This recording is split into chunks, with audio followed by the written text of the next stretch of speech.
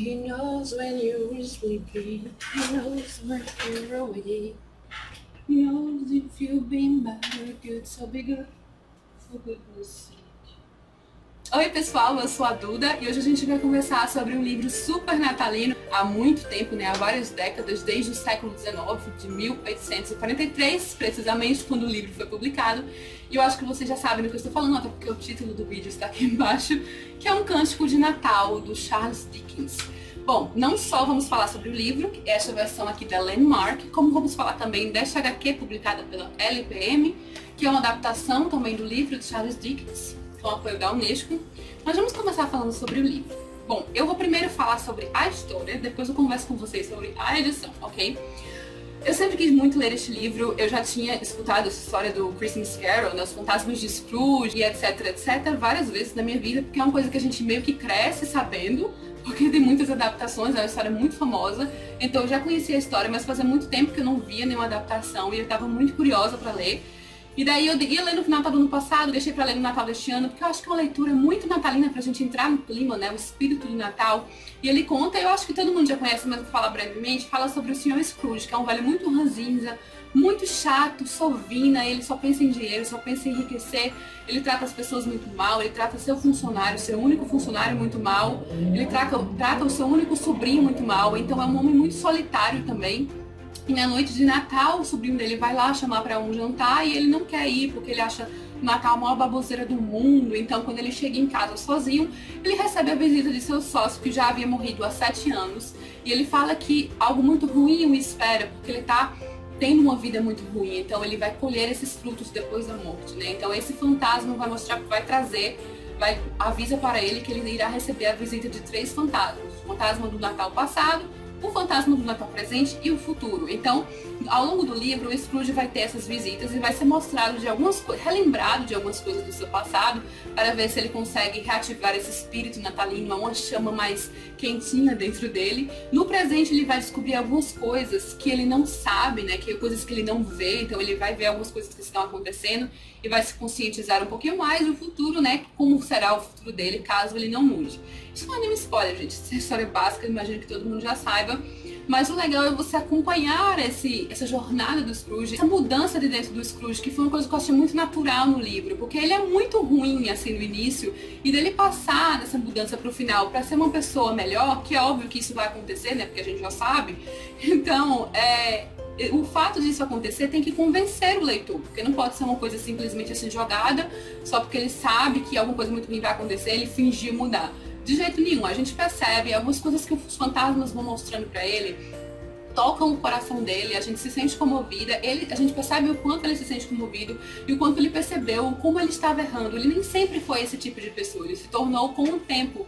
Então, no fundo, ele não era uma pessoa ruim. O livro fala muito sobre esse espírito natalino, né, sobre essa época do Natal. Também tem uma crítica social, né, tem a parte pobre, a parte rica, e os ricos que só pensam em dinheiro, como o próprio Scrooge, que é um homem rico e ele só quer saber de mais dinheiro. Enquanto isso, várias outras pessoas estão na miséria, não conseguem sobreviver. Então, tem essa questão social que estava muito presente em praticamente todas as histórias do Charles Dickens, inclusive na história que ele fala sobre a própria vida dele, né, que é um romance bem autobiográfico, que é o David Copperfield. Então era um tema muito recorrente nos livros dele, a pobreza, a crítica social entre a injustiça de algumas coisas, a injustiça de algumas situações e as pessoas muito pobres, assim, coisas ruins que acontecem. Então, eu só li, o único livro que eu li do Charles Dickens foi o Cântico de Natal, então eu também não posso falar por todos, mas eu pesquisei um pouquinho sobre o autor, e eu sei que ele fala muito disso em todos os livros dele, que ele era conhecido, inclusive ele foi o precursor desses romances mais sociais, é um conhecido como romance social, que traz uma crítica sobre isso. Então, isso está muito presente em um Cântico de Natal, que virou sucesso imediato na época que foi lançado em 1843,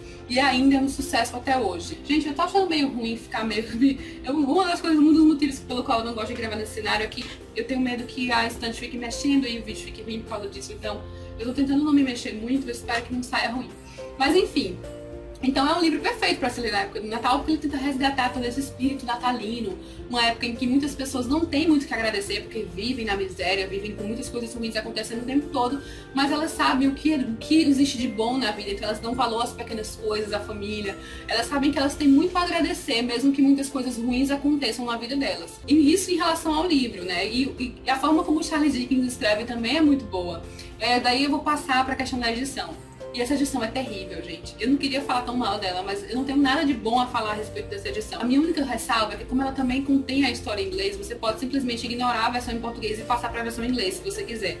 Mas também não é tão fácil assim o inglês. O inglês é realmente difícil porque é um inglês do Charles Dickens ali em 1840 e pouco, e ele não escrevia da forma mais fácil do mundo. Então, ele escrevia de uma forma mais elaborada, a linguagem dele era muito boa, assim. Não é nada que a gente não vai entender, mas como é em outra língua, tem essa dificuldade um pouquinho maior, porque eu realmente tentei ler inglês mesmo, porque a tradução desse livro é terrível.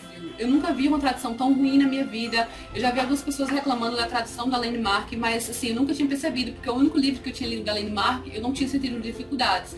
Mas então, essa tradução aqui é péssima demais. E não só a tradução, gente, a revisão. Porque eu falo da tradução porque tem algumas frases mal construídas que não funcionam muito bem e que a gente vê que foi um problema de tradução mesmo. Mas a revisão também é porca. É terrível a revisão desse livro. Vírgulas faltando em vários lugares, problemas de concordância, gramaticais durante o livro inteiro. Então, parece realmente um livro traduzido no Google Translate. É péssimo e sem revisão nenhuma. Se você quiser procurar alguma edição de um conto ou um cântico de Natal, porque é conhecido como os dois nomes, procura de outra editora, porque eu me arrependi de ter comprado essa edição, sério. Se eu puder, depois no futuro eu vou procurar outra edição. Eu li essa edição, eu gostei muito do livro da história de Charles Dickens, que não merece isso que aconteceu com ele nessa edição, tá? E passando para a HQ, que já foi publicada pela LPM, é outra editora, né, que tem um trabalho muito bonito, tanto de capa, que é uma capa dura, como por dentro mesmo. Olha só a primeira página, é muito bonitinha, assim, a gente se sente bem no clima de Natal mesmo. Então é tudo muito bonito. Mas eu também vou abrir alguns poréns aqui. Eu não gostei tanto assim da HQ quanto eu gostei do livro. A HQ é muito fiel em vários aspectos, mas ela mudou algumas coisas bobinhas que eu acho que prejudicaram. Foram coisas bem pequenas, mas que fazem a diferença. E para isso eu vou mostrar um exemplo aqui para vocês. Não sei se vocês poderiam considerar isso spoiler, mas eu acho besteira, eu acho bobagem.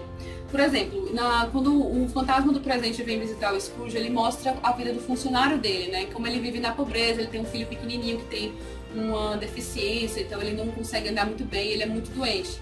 Então, no livro, o Scrooge fica muito sensibilizado com esse menino, ele se sente realmente próximo, assim, ele fica com muita pena do menino, querendo que o menino sobreviva, querendo fazer com que o menino se sinta melhor. Só que ele está ali como um mero fantasma, ele está vendo o que está acontecendo, mas ele não pode intervir.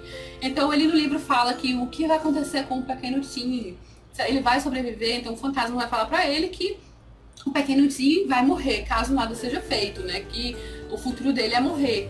E daí o Scrooge fica muito consternado por causa disso, ele fica realmente se sentindo muito mal, isso no livro. Aí o fantasma no livro pega e retorna pra ele, mas se ele morrer vai simplesmente ajudar a controlar a superpopulação do mundo. Porque o Scrooge no começo do livro tinha falado isso, que não ligava pra pobre, que se as pessoas estivessem passando necessidade, que morressem porque ia ajudar nessa superpopulação do mundo. Muita gente vivendo na face da terra e que algumas pessoas precisavam morrer mesmo. Se eram pobres, se não tinham por que sobreviver, morriam. E ele tinha falado essa coisa muito cruel no início do livro.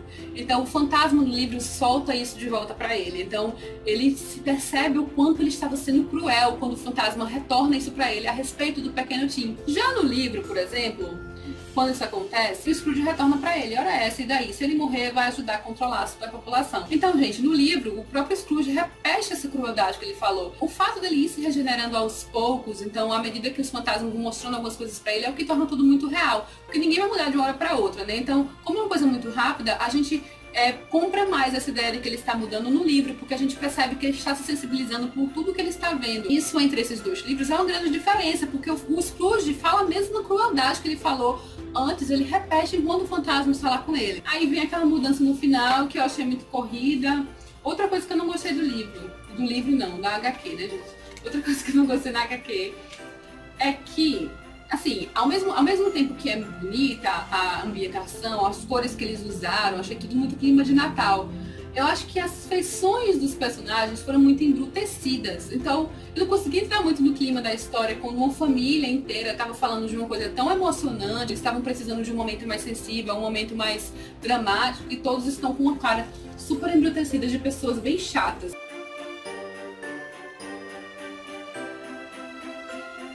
O próprio Scrooge mesmo, ele dá umas risadas assim, em vez de parecer risadas de velhinho legal, parecem risadas maquiavélicas. Então, enfim, eu não consegui entrar muito no clima da história com a HQ. Mas assim, a HQ é bem feita, uma coisa muito boa nessa HQ é que no final dela, essa cadeira que é terrível para gravar vídeo, é que no final dela tem toda uma contextualização aqui de um conto de Natal, o autor, sua época, sua obra. Então fala aqui sobre uma pequena biografia do Charles Dickens, quando ele nasceu, os livros que ele foi publicando, sobre como era a vida dele, que ele era muito pobre, que ele foi preso quando era mais novo por causa de uma dívida do pai e tudo mais. Então aí conta tudo, aí fala sobre os primeiros textos, sobre a crítica social que estava presente em todos os livros dele. Então fala um pouco sobre o livro.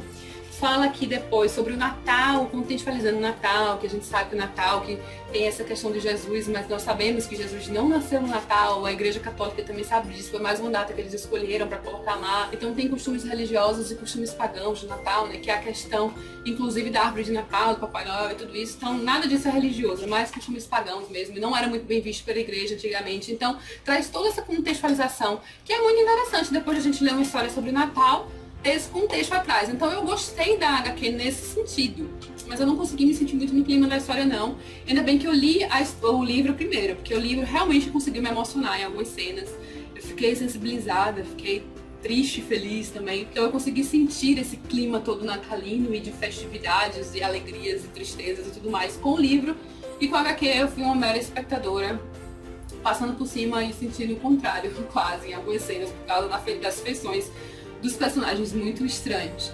E é isso, gente. Espero que vocês tenham gostado. Eu também pretendi assistir rever o filme, né, Os Fantasmas de Scrooge, uma das milhares de adaptações para a televisão, para os cinemas. Mas eu resolvi gravar o vídeo logo, porque senão ia demorar. E eu queria aproveitar este clima de Natal para gravar o vídeo sobre o livro para vocês. Eu espero que vocês tenham gostado. É um livro que eu recomendo muitíssimo, só não recomendo nesta edição. E a HQ, como eu falei também, é boa, mas tem os seus poréns. É isso. Um beijo enorme para todo mundo que acompanhou o vídeo. Comentem o que vocês acharam. Um Feliz Natal para todo mundo. Beijos e até a próxima.